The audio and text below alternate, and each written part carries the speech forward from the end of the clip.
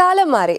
Class റൂമുകൾ മാറി. ചോക്കുപൊടികളിൽ നിന്ന് ഡിജിറ്റൽ സ്ക്രീനുകളിലേക്കും കയ്യെഴുത്ത് കത്തുകളിൽ നിന്ന് ഇമോജികളിലേക്കും ലോകം ചേക്കേറി. എന്നാൽ ഈ മാറ്റത്തിനിടയിൽ ഗുരുശിഷ്യ ബന്ധത്തിന് എന്ത് സംഭവിച്ചു?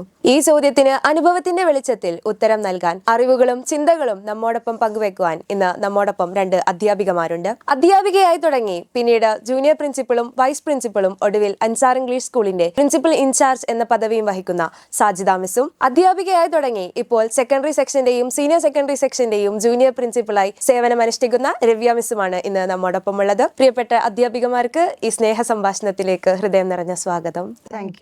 ജോലിയിൽ പ്രവേശിച്ച ആദ്യ വർഷങ്ങളിൽ ക്ലാസ് മുറികളും ഇന്നത്തെ ഹൈടെക് ക്ലാസ് മുറികളും തമ്മിൽ ബന്ധങ്ങളുടെ കാര്യങ്ങളിൽ തോന്നിയ വ്യത്യാസം എന്താണ്? 2001 ഞാൻ ഇവിടെ ജോയിൻ ചെയ്തത്. ആദ്യ കാലഘട്ടങ്ങളിൽ അത് ചോക്ക് ആൻഡ് ടോക്ക് സിസ്റ്റം അല്ലെങ്കിൽ ചാർട്ട് പേപ്പർ, പിക്ചറുകൾ അങ്ങനെയായിരുന്നു. ഇന്ന് അത് ഡിജിറ്റൽ ക്ലാസ് റൂമുകൾ, ഇന്ററാക്റ്റീവ് പാനൽ വരെ നമ്മൾ ഉപയോഗിച്ചു തുടങ്ങി. ടെക്നോളജി ഒരിക്കലും അധ്യാപകർക്ക് ഒരു പകരക്കാരനല്ല. എങ്കിലും ഇത് കൊണ്ട് ഒരുപാട് നേട്ടങ്ങളുണ്ട്. പഠനം കൂടുതൽ ആകർഷണീയമായി, ആഴമുള്ളതായി, എളുപ്പമായി. അതുകൊണ്ട് ടെക്നോളജി ഒരിക്കലും ഒരു തടസ്സമല്ല ബന്ധങ്ങൾക്ക്. എൻ്റെ കാര്യം ചോദിക്കുകയാണെങ്കിൽ ഞാൻ 2012 നമ്മുടെ സ്കൂളിൽ ജോയിൻ ചെയ്തത്. അതിനു മുമ്പ് ഞാൻ ടീച്ചിങ് കരിയർ സ്റ്റാർട്ട് ചെയ്തത് 2010. അപ്പോൾ അന്ന് ഞാൻ മുന്നേ ജോയിൻ ചെയ്ത സ്കൂളിലും പൻസാറിൽ വരുമ്പോഴാണെങ്കിലും നമുക്ക് ക്ലാസ് റൂമിൽ പ്രൊജക്ടറൊക്കെ ഉണ്ടായിരുന്നു. അവിടെ എനിക്ക് വലിയൊരു മാറ്റം എനിക്ക് തോന്നുന്നില്ല. ഇപ്പോൾ നമ്മുടെ എല്ലാ ക്ലാസ് റൂമുകളും സ്മാർട്ട് TV ഉള്ള ക്ലാസ് റൂമുകളാണ്. ഈവൻ ആഫ്റ്റർ കൊറോണ നമ്മൾ ഹൈബ്രിഡ് ക്ലാസ് റൂമുകളിലേക്ക് മാറിയിട്ടുണ്ട്. എൻ്റെ ഒരു അഭിപ്രായത്തിൽ ഇപ്പോൾ ടീച്ചേഴ്സിന് കുറച്ചും കൂടെ കുട്ടികളുമായിട്ട് മിങ്കിൾ ചെയ്യാനുള്ള സമയം കൂടുതൽ കിട്ടുകയാണ് ചെയ്യുന്നത്. ആഴമുള്ളതും ആ ഒരു ടീച്ചർ സ്റ്റുഡൻറ് ബോണ്ട് എന്ന് പറയുന്നത് കുറച്ചും കൂടെ സ്ട്രോങ് ആയിരിക്കുകയാണെന്നാണ് എൻ്റെ ഒരു അഭിപ്രായം. ഇന്ന് വാട്സപ്പിലും ഇൻസ്റ്റഗ്രാമിലും ആണ് അധ്യാപകരും വിദ്യാർത്ഥികളും കണക്റ്റഡ് ആയിരിക്കുന്നത്. ഈ ഡിജിറ്റൽ സൗഹൃദം ഗുരുശിഷ്യ ബന്ധത്തിന് പവിത്രത കൂട്ടുകയാണോ അതോ അതിന്റെ പവിത്രത കുറയ്ക്കുകയാണോ ചെയ്യുന്നത്? It depends. അത് ഉപയോഗിക്കുന്നതിന് അനുസരിച്ച് മാറിക്കൊണ്ടിരിക്കും. നല്ല രീതിയിൽ അതിനെ ഒട്ടും പോറലേൽക്കാത്ത ഒരു ബന്ധത്തിന്റെ രീതിയിൽ എടുക്കുകയാണെങ്കിൽ അത് വളരെയധികം ഗുണമാണ്. വളരെ ദൂരത്ത് നിന്നും മറ്റു കൺട്രികളിൽ നിന്നും നമ്മൾ പഠിപ്പിച്ചു പോയ കുട്ടികൾ ഐ മിസ് യു മാം എന്നൊക്കെ പറയുമ്പോൾ ആ ഒരു ഇമേജ്, അതിന് ഒരുപാട് അർത്ഥങ്ങളുണ്ട്. ഒരിക്കലും ഈ ബന്ധങ്ങൾ വഷളാവുന്നില്ല. അത് ഞാൻ പറഞ്ഞ പോലെ ഇറ്റ് ഡിപ്പെൻഡ്സ്. അത് നമ്മൾ ഉപയോഗിക്കുന്നതിനനുസരിച്ചിരിക്കും. ബന്ധങ്ങൾ കൂടുതൽ സ്ട്രോങ് ആവുക തന്നെയാണ് ചെയ്തിരിക്കുന്നത്. ഇപ്പോൾ മാം പറഞ്ഞതുപോലെ നമ്മൾ ഞാനിവിടെ ജോയിൻ ചെയ്ത സമയത്തുള്ള എൻ്റെ ഫസ്റ്റ് ബാച്ചിലെ കുട്ടികളുമായിട്ട് വരെ ഇപ്പോഴും നമുക്ക് ആ ഒരു കോണ്ടാക്ട് മെയിൻറ്റെയിൻ ചെയ്യാൻ പറ്റുന്നുണ്ട്. നമ്മളൊക്കെ സ്കൂളിൽ പഠിക്കുന്ന സമയത്ത് സ്കൂളിംഗ് കഴിഞ്ഞ് നമ്മൾ ഇപ്പോൾ 10th അല്ലെങ്കിൽ 12th കഴിഞ്ഞ് പോകുമ്പോൾ നമുക്ക് അന്ന് ഇപ്പോൾ ലാൻഡ് ഫോൺ ഉണ്ടായിരുന്നു. അപ്പോൾ ഞാൻ കുറച്ച് ഫ്രണ്ട്സിൻ്റെ ഒക്കെ ലാൻഡ് ലൈൻ നമ്പറൊക്കെ വാങ്ങിച്ചു വെച്ചു. പക്ഷേ കാലക്രമേണ ആ റിലേഷൻഷിപ്പ് ഒക്കെ ചെറുതായി വന്ന് നമുക്ക് ആ ഒരു കോണ്ടാക്റ്റ് ബന്ധങ്ങളൊന്നും മെയിൻറ്റെയിൻ ചെയ്യാൻ പറ്റിയിട്ടില്ല. പക്ഷെ അത് വെച്ച് നോക്കുമ്പോൾ ഇപ്പോഴത്തെ ഒരു ടെക്നോളജി അഡ്വാൻസ്ഡ് ആയ ഈ ഒരു കാലഘട്ടത്തിൽ അങ്ങനെ കുട്ടികൾക്ക് ടീച്ചേഴ്സുമായിട്ടും തിരിച്ചും ആ ഒരു ബന്ധം മെയിൻറ്റെയിൻ ചെയ്യാൻ ഒരുപാട് സാഹചര്യങ്ങളുണ്ട്. ഈ പറഞ്ഞ പോലെ ടെക്നോളജിക്ക് എന്തായാലും രണ്ട് വശങ്ങളുണ്ട്. അതെങ്ങനെ യൂട്ടിലൈസ് ചെയ്യുന്നു എന്നുള്ളത് തന്നെയാണ് ഇമ്പോർട്ടൻ്റ് ആയിട്ടുള്ള കാര്യം. നല്ല രീതിയിൽ യൂട്ടിലൈസ് ചെയ്താൽ ഈ പറഞ്ഞ ഈ ഗുരുശിഷ്യ ബന്ധം അല്ലെങ്കിൽ അതിന്റെ പവിത്രത എന്നൊക്കെ നല്ല ബ്യൂട്ടിഫുൾ ആയിട്ട് തന്നെ കൊണ്ടുപോകാൻ പറ്റും. വിദ്യാഭ്യാസം ഒരു മാർക്ക് വാങ്ങാനുള്ള ഒരു ഓട്ട മത്സരമായി മാറിയപ്പോൾ പഴയ കാലത്ത് ആ ഗുരുഭക്തി ഈ തലമുറയിൽ കുറഞ്ഞു പോയിട്ടുണ്ടോ? ഗുരുഭക്തി എന്ന് പറയുന്ന ടേം തന്നെ കുറച്ച് കോൺട്രവേഴ്സ്യൽ ആണെന്നാണ് എനിക്ക് തോന്നിയിട്ടുള്ളത്. ഗുരുവിനോട് നമുക്ക് ആ ഒരു സ്നേഹം, ഗുരുവിന് തിരിച്ചും കുട്ടിയോട് സ്നേഹം. നമ്മളിപ്പോൾ പ്രത്യേകിച്ച് ഇപ്പോഴത്തെ ജനറേഷനിലെ കുട്ടികൾ അവർ സ്കൂളിൽ വന്ന് ഒരു അധ്യാപകനെ കാണുമ്പോൾ ആ ഒരു വിഷയം പഠിപ്പിക്കുന്ന ആള് മാത്രമല്ല ആ മുമ്പിൽ നിൽക്കുന്ന ആള്, അവരുടെ ഒരു മെന്ററാണ്, അവരുടെ ഒരു ഗൈഡാണ്. അവർക്ക് ഒരുപാട് പ്രശ്നങ്ങളിൽ കൂടെ കടന്നു പോകുന്ന കുട്ടികളുണ്ട്. ഈ ഒരു ടെക്സ്റ്റ് ബുക്കിനപ്പുറത്തേക്ക് ആ കുട്ടികളോട് സംസാരിച്ച് അവരുടെ ഉള്ളിലുള്ള ആ ഒരു സ്ട്രഗിൾ എന്താണെന്ന് മനസ്സിലാക്കി അതിന് പറ്റുന്ന രീതിയിൽ ഒരു സൊല്യൂഷൻ കൊടുക്കുക എന്നുള്ളതാണ് ഒരു അധ്യാപകന്റെ, എൻ്റെ ഒരു അഭിപ്രായത്തിൽ അതാണ് പ്രൈമറി റെസ്പോൺസിബിലിറ്റി. ഈ ഒരു അധ്യാപികയെ അല്ലെങ്കിൽ ഈ ഒരു അധ്യാപകനെ എനിക്ക് വിശ്വസിക്കാം, എൻ്റെ പ്രശ്നങ്ങൾ ഷെയർ ചെയ്യാം, എനിക്കൊരു പ്രശ്നം വന്നാൽ ഓടിച്ചെല്ലാൻ ഒരു ആളുണ്ട് എന്നുള്ള ആ ഒരു വിശ്വാസം ഒരു അധ്യാപകന് ആളുടെ പ്രവൃത്തിയിലൂടെ അല്ലെങ്കിൽ അയാളുടെ വാക്കുകളിലൂടെ കുട്ടികളുടെ ഉള്ളിൽ വളർത്തിയെടുക്കാൻ പറ്റണം. അങ്ങനെ ഉണ്ടാവുന്നത് തന്നെയാണ് ആ ഒരു ബന്ധത്തിന്റെ പവിത്രത. നമ്മളിപ്പോൾ എപ്പോഴും ഈ പുതിയ ജനറേഷൻ അങ്ങനെ മാറി അല്ലെങ്കിൽ പണ്ടത്തെ പോലെ അധ്യാപകരോട് ബഹുമാനം ഇല്ല, അങ്ങനെയൊക്കെ പല നമ്മളിങ്ങനെ ഡിസ്കഷനിലൊക്കെ കേൾക്കുന്ന കാര്യമാണ്. അപ്പോഴൊക്കെ ഞാൻ വിചാരിക്കാറുണ്ട്, അങ്ങനെ കുട്ടികൾക്ക് ഇല്ല എന്ന് ആരെങ്കിലും അഭിപ്രായം പറയുന്നുണ്ടെങ്കിൽ അത് എന്തുകൊണ്ട് സംഭവിച്ചു? ഇപ്പോഴത്തെ കുട്ടികൾ അങ്ങനെ കണ്ണുടച്ചെല്ലാം വിശ്വസിക്കുന്ന കുട്ടികളല്ല. അവർക്ക് കൺവിൻസിങ് ആയി തോന്നുന്ന കാര്യങ്ങൾ അവർ നല്ല രീതിയിൽ ഒബ്സർവ് ചെയ്യും. അപ്പൊ അങ്ങനെ ഒബ്സർവ് ചെയ്ത് ഞാൻ എന്ന് പറയുന്ന ഒരു അധ്യാപികയെ രാവിലെ മുതൽ അവർ കാണുന്ന സമയത്ത് അവർ എന്നെ ഒബ്സർവ് ചെയ്യുന്നുണ്ട്. എൻ്റെ പെരുമാറ്റം, എൻ്റെ പ്രവൃത്തി, എൻ്റെ വർത്തമാനം, ഇതെല്ലാം അവർ ശ്രദ്ധിക്കുന്നുണ്ട്. അതിലെവിടെയെങ്കിലും അവർക്ക് ഈ പറഞ്ഞ പോലെ അവർക്ക് റെസ്പെക്ട് ചെയ്യാനും അവർക്ക് സ്നേഹിക്കാനും അവർക്കൊരു റോൾ മോഡലായി കൊണ്ടുപോകാനും പറ്റുന്ന എന്തൊക്കെയോ അവർ എന്നിൽ കണ്ടാൽ മാത്രമാണ് ആ ഒരു അടുപ്പം അവർക്ക് എന്നോട് ഉണ്ടാവുള്ളൂ. അത് ഏത് അധ്യാപിക ആയാലും ആ ഒരു എഫേർട്ട് ഒരു ടീച്ചറുടെ ഭാഗത്തുനിന്നും കൂടി വരണം എന്നുള്ളതാണ് എൻ്റെ ഒരു അഭിപ്രായം. അങ്ങനെയാണെങ്കിൽ വളരെ ബ്യൂട്ടിഫുൾ ആയിട്ടുള്ള ഈ പറഞ്ഞ ഭക്തി എന്ന് ഞാൻ പറയില്ല, പകരം ഒരു സ്നേഹം, അധ്യാപകനും വിദ്യാർത്ഥിയും തമ്മിലുള്ള ആ ഒരു അണ്ടർസ്റ്റാൻഡിങ്ങിലുള്ള സ്നേഹം, അത് നല്ല രീതിയിൽ ഇംപ്രൂവ് ചെയ്യാനായിട്ട് പറ്റും. രവ്യ മിസ് പറഞ്ഞതുപോലെ തന്നെ ഗുരു ഭക്തി എന്നല്ല, ഗുരുവിനോട് ബഹുമാനം, അതും തിരിച്ചും കുട്ടിയോടും ബഹുമാനം വേണം. ഇതൊരു ഗിവ് ആൻഡ് ടേക്ക് പോളിസിയാണ് ഈ ഒരു ബന്ധം എന്ന് പറയുന്നത്. അത് വേണമെങ്കിൽ തിരിച്ചു കൊടുക്കുകയും വേണം. അപ്പോൾ ആ ഒരു ബന്ധത്തിന് പോറലേറ്റിട്ടുണ്ട് എന്ന് എനിക്ക് തോന്നുന്നില്ല. അത് അതിൻ്റെ ഉപയോഗിക്കുന്ന രീതി അനുസരിച്ചായിരിക്കും ഈ ഒരു ഗുരു ശിഷ്യ ബന്ധം. ഗുരുവിൻ്റെ വാക്യം വേദവാക്യം എന്നൊന്നും ഇന്ന് ജനറേഷൻ വിശ്വസിക്കുന്നില്ല. അവർക്കെല്ലാം നേരിട്ട് കാണണം. അവർക്ക് ഗുരു ഒരു റോൾ മോഡലായിരിക്കണം. അവർക്ക് എന്തൊക്കെ കിട്ടുന്നുണ്ട്. അപ്പോൾ അങ്ങനെ ഇപ്പോൾ നമ്മൾ ടീച്ചേഴ്സ് ശരിക്കും കൗൺസിലേഴ്സ് കൂടെയാണ്. നിങ്ങൾക്ക് അറിയാവുന്നതുപോലെ തന്നെ ഒരുപാട് മെൻ്റൽ ഇഷ്യൂസും ഹെൽത്ത് ഇഷ്യൂസും ഒക്കെ കുട്ടികളിൽ കാണുന്നുണ്ട്. അതിനൊക്കെ നല്ലൊരു കൗൺസിലറായി നിന്നുകൊണ്ട് ഒരു താങ്ങായി തണലായി നിൽക്കുന്ന ആ ഒരു ബന്ധം, അത് ഒരു ഗിവ് ആൻഡ് ടേക്ക് പോളിസിയാണ്. ആ ഒരു അപ്രോച്ചാണ് പ്രത്യേകിച്ചും അൻസാർ ഇംഗ്ലീഷ് സ്കൂൾ സ്വീകരിക്കുന്നത്. ഭാഷയോ വിഷയമോ അല്ല, മറിച്ച് സ്നേഹമാണ് ഒരു അധ്യാപികയുടെ അടിസ്ഥാനം എന്ന് കരുതുന്നുണ്ടോ? ഇത് ഞാൻ നേരത്തെ പറഞ്ഞ ആ ആൻസറിന്റെ കണ്ടിന്യൂഷൻ ആണ്. സ്നേഹം എന്ന് പറയുമ്പോൾ നമ്മൾ കാണുന്നതെല്ലാം ബ്ലൈൻഡ് ആയിട്ട് വിശ്വസിച്ച് അതിനെല്ലാം സപ്പോർട്ട് ചെയ്യുന്ന സ്നേഹമല്ല ഞാൻ ഉദ്ദേശിച്ചത്. ഒരു 15 വയസ്സായ ഒരു കുട്ടിയും അതിന്റെ ഇരട്ടി പ്രായമുള്ള ഒരു അധ്യാപികയും തമ്മിൽ ആ ഒരു മെച്യൂരിറ്റി ലെവൽ എന്തായാലും വ്യത്യാസം ഉണ്ടാവും. അപ്പോൾ നമ്മുടെ മുമ്പിലിരിക്കുന്ന കുട്ടി ഒരു തെറ്റ് ചെയ്താൽ അതിനെ കറക്റ്റ് ചെയ്യാനുള്ള സ്നേഹം നമ്മൾ കറക്റ്റ് ചെയ്യുമ്പോൾ തീർച്ചയായിട്ടും ആ കുട്ടിക്ക് ചിലപ്പോൾ ഫസ്റ്റ് ഇംപ്രഷൻ ആ ടീച്ചറോട് ഒരു സ്നേഹം തോന്നണമെന്നില്ല. തിരുത്തുന്ന അധ്യാപകരെ അവർക്ക് പെട്ടെന്ന് അങ്ങോട്ട് ഒരു ഇഷ്ടം വരണമെന്നില്ല. മേ ബി കുറച്ച് കാലങ്ങൾ കഴിയുമ്പോൾ എപ്പോഴെങ്കിലും ഒക്കെ ലൈഫിൽ ആ കുട്ടി അത് റിയലൈസ് ചെയ്യും. സ്നേഹം എന്ന് പറയുന്നത് ഇൻ കോഡ്സ് ആണ് ഞാൻ പറയുക. എല്ലാതും ബ്ലൈൻഡ് ആയിട്ട് സപ്പോർട്ട് ചെയ്യുന്ന സ്നേഹമല്ല. അവരെന്ത് ചെയ്താലും സ്നേഹം കൊണ്ട് അതങ്ങ് കണ്ണടച്ച് പോകുന്ന ആ ഒരു റിലേഷൻഷിപ്പ് അല്ല. പകരം തെറ്റ് കണ്ടാൽ തിരുത്താനും അവർക്കൊരു ആവശ്യം വരുമ്പോൾ ഓടിയെത്താനും അവരെ മനസ്സിലാക്കാനും അവര് പ്രശ്നങ്ങളിൽ വീണു പോകുമ്പോൾ അവർക്കൊരു താങ്ങായി നിൽക്കാനും ഉള്ള സ്നേഹം. തീർച്ചയായും സ്നേഹമാണ് അഖിലസാര മൊഴിയിൽ എന്നാണ് എൻ്റെ വിശ്വാസം. സ്നേഹം കൊണ്ട് നമുക്ക് ആരെയും കീഴടക്കാൻ പറ്റും. അതിന് രവ്യ മിസ് പറഞ്ഞ പോലെ അതിൻ്റെ ഉപാധികൾ, സ്നേഹം എന്ന് പറഞ്ഞാൽ കേവലം പ്രകടിപ്പിക്കുന്ന ഒരു സ്നേഹമല്ല. അതിൽ തല്ലലും തലോടലും ശാസനയും എല്ലാം ഒരു സാൻഡ്വിച്ച് അപ്രോച്ച് ആണ് നമ്മൾ എടുക്കേണ്ടത്. അങ്ങനെ വന്നാൽ നമുക്ക് കുട്ടികളെ നമ്മളുടെ പരിധിയിൽ കൊണ്ടുവരാൻ പറ്റും. സ്നേഹത്തിന് വളരെയധികം മൂല്യമുണ്ട്. പണ്ട് കത്തുകളിലൂടെയും നേരിട്ടും പറഞ്ഞിരുന്ന സ്നേഹം ഇമോജികളിലേക്കും ചുരുങ്ങിപ്പോയി. ഈ ഡിജിറ്റൽ ലോകത്ത് സ്നേഹത്തിന് പഴയ ആഴമുണ്ടെന്ന് കരുതുന്നുണ്ടോ? ഡിജിറ്റൽ ലോകത്തിന് സ്നേഹത്തിന് കൂടുതൽ ആഴമുണ്ട് എന്നതിനേക്കാൾ ഉപരി അതിൻ്റെ ഒരു ദൈർഘ്യം കുറച്ചു. വളരെ എളുപ്പത്തിൽ നമുക്ക് കമ്മ്യൂണിക്കേഷൻ കൺവേ ചെയ്യാൻ പറ്റും. അപ്പോൾ സ്നേഹം എളുപ്പത്തിൽ വരുന്നു എന്നാണ്. അതേസമയം ഇതിൻ്റെ ഒരു ഡ്രോബാക്ക് എന്ന് പറഞ്ഞത് സ്നേഹം എളുപ്പത്തിൽ ഇല്ലാതാവുകയും ചെയ്യുന്നുണ്ട് ഈ ഒരു ഡിജിറ്റൽ ലോകത്തിൽ. വീണ്ടും ഞാൻ പറയുകയാണ്, ഇറ്റ് ഡിപ്പെൻസ്. അത് നമ്മൾ അത് ഉപയോഗിക്കുന്നതിന് അനുസരിച്ചിരിക്കും. നല്ല രീതിയിൽ ഉപയോഗിച്ചാൽ എല്ലാം നല്ലതിന്. നമ്മൾ ഈ പഴയ കാലത്തെ കത്തുകൾ എന്ന് പറയുമ്പോൾ ഇപ്പം കത്തുകളാണെങ്കിലും അതിനുശേഷം ഫോൺ കോളുകൾ, ഇപ്പം മെസ്സേജ്, ഇതൊക്കെ ഒരു മീഡിയം മാത്രമാണ്. നമുക്ക് കമ്മ്യൂണിക്കേറ്റ് ചെയ്യാനുള്ള മീഡിയം മാത്രമാണ്. അപ്പോൾ അത് കാലം മാറുന്നതിനനുസരിച്ച് മാറും. അതുപോലെ ഇപ്പോൾ ഈ ഒരു വാട്സാപ്പ് ചാറ്റ് അല്ലെങ്കിൽ ഇൻസ്റ്റാഗ്രാം ചാറ്റ് എന്നൊക്കെ പറയുന്നത് ചിലപ്പോൾ ഇനി കുറച്ച് വർഷങ്ങളൂടെ കഴിഞ്ഞാൽ ഇതിൻ്റെ അടുത്ത അഡ്വാൻസ്ഡ് ലെവൽ വരും. പക്ഷെ ബന്ധങ്ങൾ എപ്പോഴും മനുഷ്യന്മാർ തമ്മിലാണ്. ഈ ഒരു ടെക്നോളജിക്കൽ അഡ്വാൻസ്മെന്റ്സ് ഈ പറഞ്ഞ കമ്മ്യൂണിക്കേഷൻ കുറച്ചും കൂടെ സിമ്പിൾ ആക്കുന്നു, കുറച്ചുകൂടെ ഈസി ആക്കുന്നു. എൻ്റെ കയ്യിൽ ഇപ്പോഴും ഞാൻ സ്കൂളിൽ പഠിക്കുമ്പോഴത്തെ ഓട്ടോഗ്രാഫ് ഒക്കെ ഉണ്ട്. 10ാം ക്ലാസ് ഒക്കെ കഴിയുമ്പോഴത്തെ ഓട്ടോഗ്രാഫ് ഉണ്ട്. അന്ന് അതായിരുന്നു ആ ഒരു ഈ പറഞ്ഞ ബന്ധങ്ങൾ മെയിൻറ്റെയിൻ ചെയ്യാനുള്ള ഒരു മീഡിയം. അതായിരുന്നു നമ്മൾ 10ാം ക്ലാസ് കഴിഞ്ഞ് പോകുമ്പോൾ എല്ലാവരും ഇങ്ങനെ നമുക്ക് ഓട്ടോഗ്രാഫ് എഴുതി തരാന്നുള്ള സിസ്റ്റം ആയിരുന്നു. അതാണ് കൂടുതൽ വാല്യൂ ഉള്ളത്.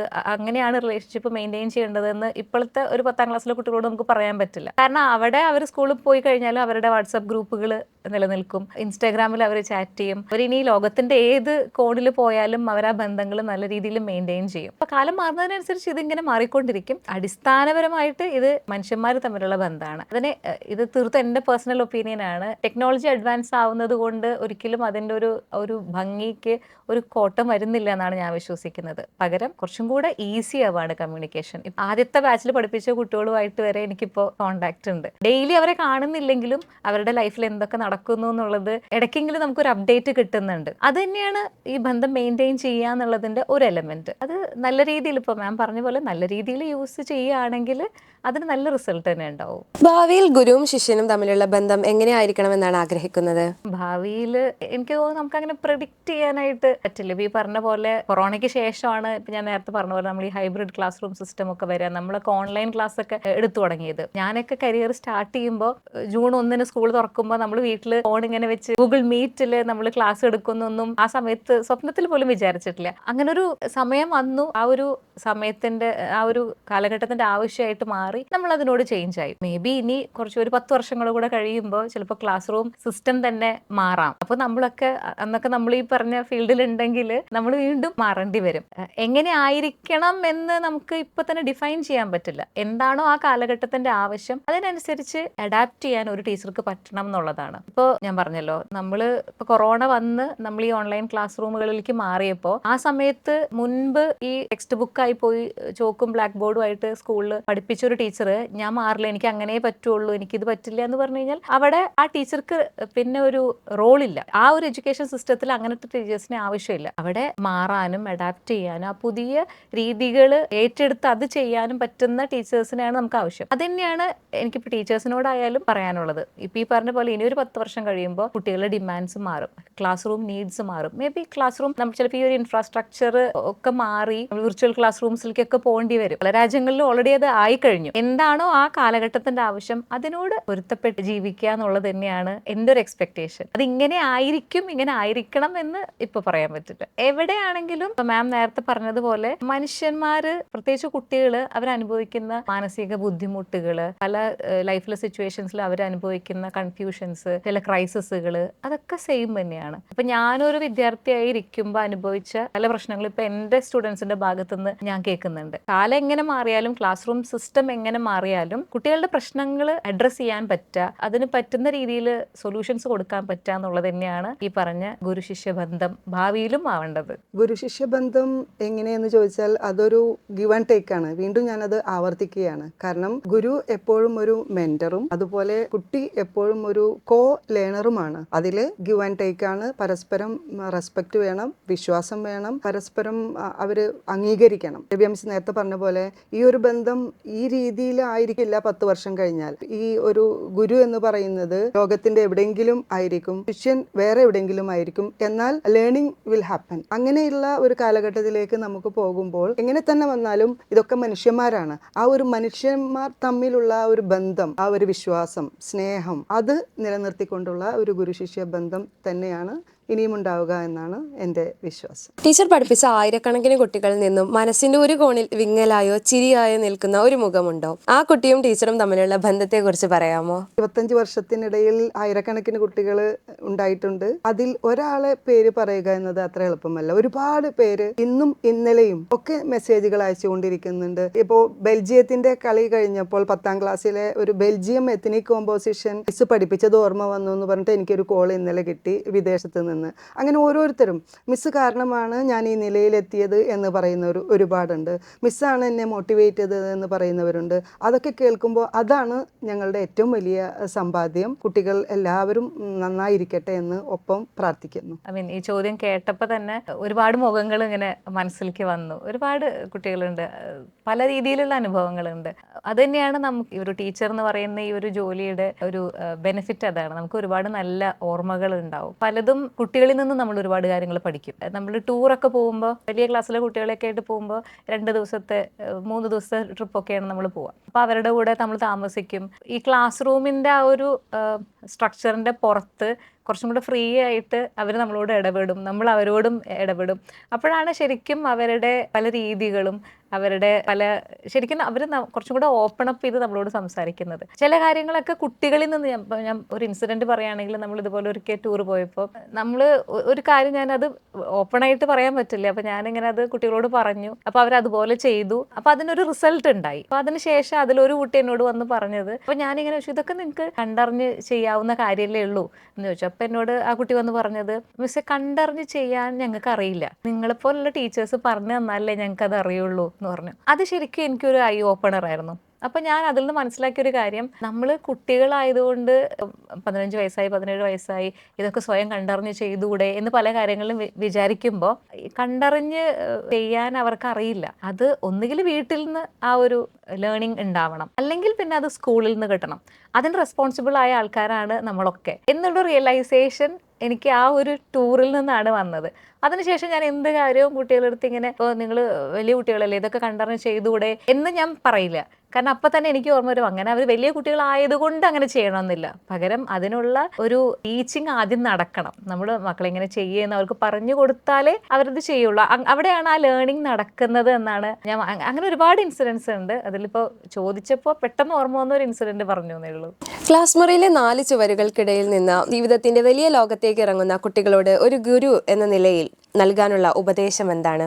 അൻസാനെ സംബന്ധിച്ചിടത്തോളം നമ്മൾ വാല്യൂ ഓറിയൻറ്റഡ് ടീച്ചിങ് ലേണിംഗ് പ്രോസസ്സാണ്. നമ്മൾ വെറുതെ ഒരു വിഷയം പഠിപ്പിക്കുക, എക്സാമിന് ഇത്ര ശതമാനം മാർക്ക് വാങ്ങിക്കുക, റാങ്ക് വാങ്ങിക്കുക എന്നുള്ളതിനപ്പുറത്ത് ഇവിടുന്ന് പഠിച്ചിറങ്ങുന്ന ഓരോ വിദ്യാർത്ഥിയും ലൈഫിൽ ഒരു വാല്യൂ സിസ്റ്റം ഫോളോ ചെയ്യണം എന്നുള്ളത് നമുക്ക് നിർബന്ധമുള്ള കാര്യമാണ്. അതിനുള്ള ട്രെയിനിങ് ആണ് നമ്മൾ ഇവിടെ കൊടുക്കുന്നത്. ഇവിടുന്ന് പോകുന്ന ഓരോ കുട്ടിയോടും നമുക്ക് പറയാനുള്ളതും അത് തന്നെയാണ്. ഇവിടുന്ന് പഠിക്കുന്ന വാല്യൂ സിസ്റ്റം എന്താണോ അത് ഇവിടുന്ന് പോയാലും, ഈ ഗേറ്റ് കടന്ന് പോയാലും ലൈഫിൽ അത് ഫോളോ ചെയ്യുക എന്നുള്ളതാണ്. കാരണം നമ്മൾ ഹയർ എഡ്യൂക്കേഷന് പോയാലും അതിനുശേഷം നമ്മളൊരു കരിയർ ഫീൽഡിൽ നമ്മൾ പോയാലും ചിലപ്പോൾ അത് നമ്മുടെ രാജ്യത്തിന് പുറത്ത് എവിടെയെങ്കിലുമൊക്കെ ആയിരിക്കാം. അവിടുത്തെ കൾച്ചറും വാല്യൂ സിസ്റ്റം ഒക്കെ ഡിഫറെൻ്റ് ആയിരിക്കും. ചിലപ്പോൾ നിങ്ങൾ ചെയ്യുന്ന ജോലിയുടെ നീഡ് ഡിഫറെൻ്റ് ആയിരിക്കും. ചില സ്ഥലത്ത് നിങ്ങളെങ്കിലും ഇപ്പോൾ കഴിഞ്ഞ ദിവസം നമുക്കിപ്പോൾ മാമിൻ്റെ മോള് നമ്മുടെ ഒരു ഗസ്റ്റായിട്ട് വന്നപ്പോൾ ആ കുട്ടി സംസാരിച്ചൊരു കാര്യമാണ്, അവളൊരു അഡ്വക്കേറ്റാണ്. അവളുടെ മുമ്പിൽ വരുന്ന പല കേസുകളും ചില കാര്യങ്ങളൊക്കെ അവൾക്ക് കൺഫ്യൂസിങ് ആയിട്ട് വരും. എന്ത് ചെയ്യണം, എന്ത് തീരുമാനിക്കണം എന്നുള്ളത്. കാരണം ഇപ്പോൾ എല്ലാവരും ജെന്യുവനായിട്ട് നീതി അർഹിക്കുന്ന ആൾക്കാർ മാത്രമല്ലല്ലോ ഒരു അഡ്വക്കേറ്റിനെ സമീപിക്കുക. അവൾ പറഞ്ഞൊരു കാര്യം, അങ്ങനത്തെ സിറ്റുവേഷൻസ് ഒക്കെ വരുമ്പോൾ സ്കൂളിൽ നിന്ന് ഞാൻ എന്താണോ പഠിച്ചത്, എന്ത് വാല്യൂ സിസ്റ്റം ആണോ പഠിച്ചത്, അതാണ് ഞാൻ ഒരു തീരുമാനം എടുക്കാൻ ഞാൻ എപ്പോഴും ഡിപ്പെൻഡ് ചെയ്യുക ആ വാല്യൂ സിസ്റ്റം ആണെന്നാണ് അവൾ പറഞ്ഞത്. അത് തന്നെയാണ് നമുക്ക് നമ്മുടെ കുട്ടികളോട് പറയാനുള്ളത്. ലൈഫിൽ പല സിറ്റുവേഷൻസ് ഉണ്ടാവും. ചിലപ്പോഴെങ്കിലും ചില കാര്യങ്ങളോട് നോ പറയാനും, ഇത് ശരിയല്ല, ഞാനിത് ചെയ്യില്ല എന്ന് പറയാനും അൻസാർ പഠിപ്പിച്ച ആ വാല്യൂ സിസ്റ്റം മനസ്സിലെപ്പോഴും കാത്തു സൂക്ഷിക്കുക എന്നുള്ളത് തന്നെയാണ്. അത് അൻസാറിലെ കുട്ടികൾ എന്നല്ല, ലോകത്തെവിടെയുള്ള വിദ്യാർത്ഥികളോടും സ്കൂളിൽ നിന്നോ വീട്ടിൽ നിന്നോ ഒരു സ്ട്രോങ് വാല്യൂ സിസ്റ്റം ഉണ്ടാവുക, അത് ലൈഫ് ലോങ് ഫോളോ ചെയ്യുക എന്നുള്ളതാണ്. എൻ്റെ മക്കളോട് പറയാനുള്ളത്, രവ്യ മിസ് പറഞ്ഞ പോലെ നല്ല മനുഷ്യരാകുക. അതിനാണ് നമ്മൾ അൻസാറിൽ പഠിച്ചതും പഠിപ്പിച്ചതും. അതുപോലെ തന്നെ പരാജയത്തിൽ തളരാതിരിക്കുക, വിജയത്തിൽ അഹങ്കരിക്കാതിരിക്കുക. നല്ല മനുഷ്യരായി വളരാൻ ഞങ്ങളുടെ പ്രാർത്ഥന എപ്പോഴും നിങ്ങൾക്കുണ്ടായിരിക്കും. നിങ്ങളാണ് അൻസാർ ഇംഗ്ലീഷ് സ്കൂളിൻ്റെ ബ്രാൻഡ് അംബാസഡേഴ്സ്. അൻസാറിൻ്റെ വിഷനും മിഷനും ഇതിൻ്റെ സ്ഥാപക നേതാക്കളുടെ ആഗ്രഹവും അതാണ്, നല്ല മനുഷ്യരായി വളരുക. പ്രിയ അധ്യാപികമാരെ, നിങ്ങളുടെ അനുഭവങ്ങളും ചിന്തകളും ഞങ്ങളോടൊപ്പം പങ്കുവച്ചതിന് ഹൃദയം നിറഞ്ഞ നന്ദി. ഒരു മെഴുകുതിരി സ്വയം ഉരുകിയാണ് മറ്റൊരു തിരിക്ക് വെളിച്ചം പകരുന്നത്. അതുപോലെ ഒരു യഥാർത്ഥ അധ്യാപകൻ തൻ്റെ ജീവിതാനുഭവങ്ങൾ കൊണ്ട് ആയിരക്കണക്കിന് ജീവിതങ്ങൾക്ക് വെളിച്ചം പകരുന്നു.